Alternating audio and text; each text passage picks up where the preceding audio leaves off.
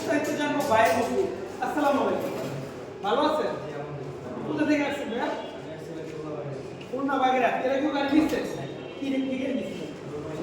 Road পাঁচটা দেখি। তো ওই গাড়িটা কি বিক্রি করেছেন? আমাদের কাছে বিক্রি করছেন। এটা কি আজকে বিক্রি করছেন না আগে বিক্রি করছেন? আচ্ছা, এটা কত টাকা কিনলেন? 53,000 টাকা। চালাইছে?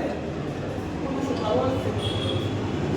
এখন আমাদের তো কোনো দোকান নাই, তাহলে তো সাজেশন নাই। যা ইচ্ছা আপনারা দেখছেন, আপনারা ঠিক আছে, পেপার তো গ্যারান্টি আছে।